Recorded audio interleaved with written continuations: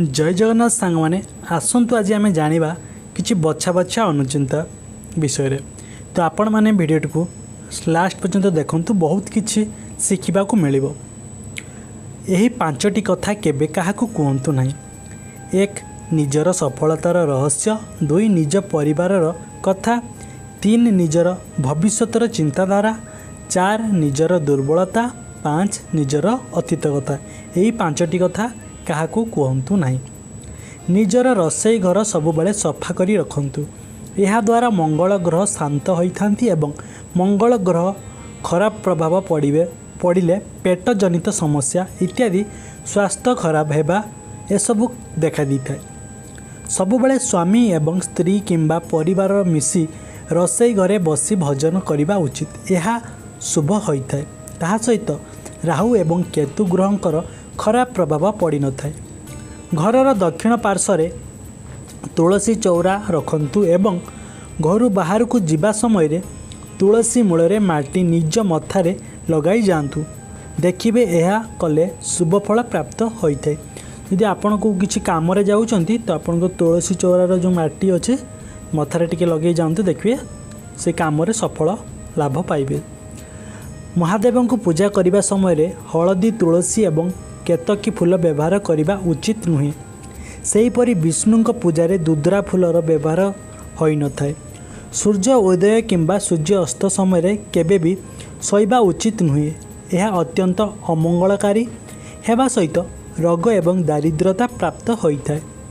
चाउल पानी रे केश धोइबा द्वारा केशरू सुखिलापण दूर होता है एवं उकुणी मरी जाए। ता सहित केश मध्य शीघ्र शीघ्र वृद्धि होता है। आपण थरे चाउल पानी रे केश धोईकी देखंतु बहुत लाभ होता है। चेहरा को सुंदर करने प्रत्येक दिन राति शोइबा पूर्व हाल्का फेस मसाज करने उचित। 2 टपा बादाम तेल किंबा ऑलिव ऑयल नहीं फेस को धीरे धीरे मसाज करने उचित। गरम दिन में शरीर को झाल दुर्गंध बाहरी थाए। यही दुर्गंध को दूर करने हेले पानी रे गोलाप जल किंबा लेंबू रस पकई गाधेबा उचित। यह कले शरीर दुर्गंध दूर हो जाए। तेल रे तैयारी छणा छणी एवं मीठा खाद्य जेते अधिक सेवन करिवे सेते अधिक शरीर मोटापा बढ़ी थाए। ये सब बहुत कम खाइबा उचित। तो आपण बाहर जो फास्ट फूड तेल जेते सब छणा छणी तो आपण बहुत कम खाइबा अभ्यास करंतु। बेसी खाइले बहुत शीघ्र मोटापा बढ़ी जीवो, चर्बी बढ़ी जीवो, अनहेल्दी खाइबा से सब। शरीर ओजन बढ़ाइबा खाई सारिबा परे गोटिए पाचिला कदली खाइबा उचित। यह कले शरीर ओजन बढ़ारे यह साहाय्य करे। जदि आपण वेट गेन करने चाहते तो खाई सारा पर गोटे पाचिला कदली निश्चिंत खातु। गर्भवती महिला माने घरर हाल्का फुल्का काम ध्यानर सहित करने उचित। कारण घरर छोट छोट काम कले शरीर फूर्ति रहिबा सहित शिशु मध्य सुस्थ रुहे। ता सहित नॉर्मल डेलीवरी हेबापई यह साहाय्य करिथे।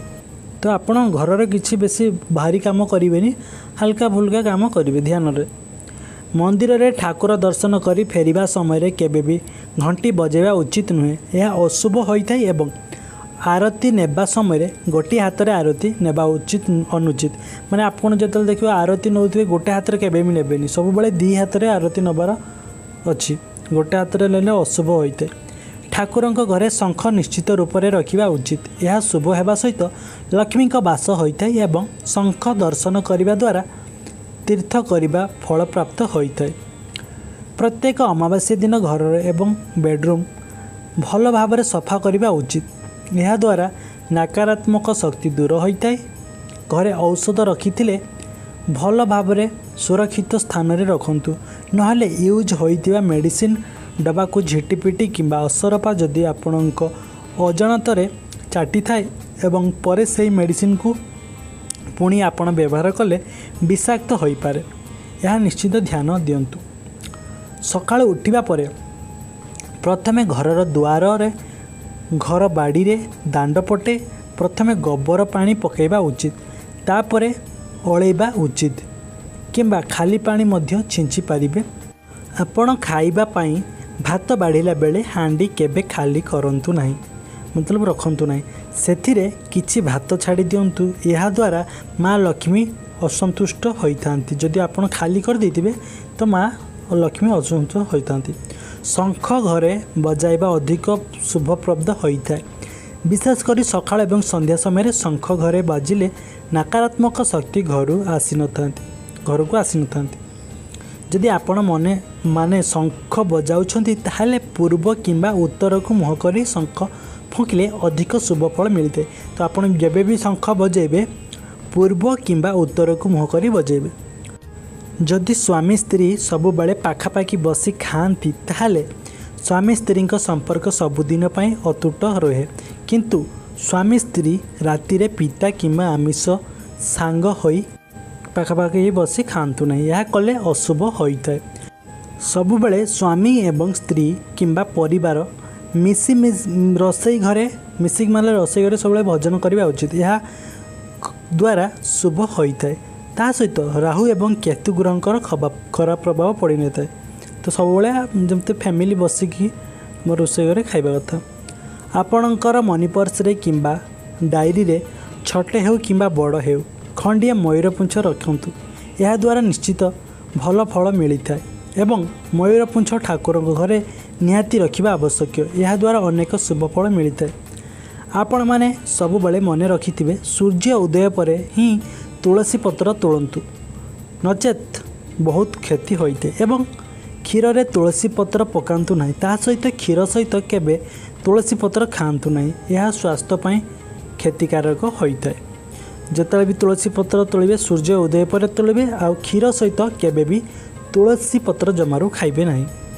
सुना जदि आपणक घरे रखुचंती ताहले लाल किंबा हलदिया कपड़ा रे गुड़ाई रखी अत्यंत शुभ, ता सहित शुभ फल मध्य मिलता है। जदि सुना गहना रखुचंती ताहले हलदिया किंबा लाल कपड़ा रे गुड़ाई रखिबे। दर्शक आपण मानक भिडियोटी केमिति लागिला, और जदि आपण मान भिडियोटी भल लागिला तो निश्चित कमेंट करी जणेबे। आ आपण को स्थान रे भिडियोटी को देखुचंती निश्चिंत कमेंट करी जणेबे जे आमे एई जिल्लारू को जिल्लारू भी आपण देखुचंती कमेंट करी जणेबे। तो आमको जना पड़े जे आम वीडियो कौ जिले में पहुँची पार्छ, तो आपण मानक बहुत जन खुशी हो। शेष पर्यंत वीडियोटी देखिए तो आपण मानक अशेष अशेष धन्यवाद। वीडियोटी किपरि लागिला कमेंट करी जणांतु, और आम चैनल को सब्सक्राइब करने को आदि भी भूलिए नहीं। जय जगन्नाथ।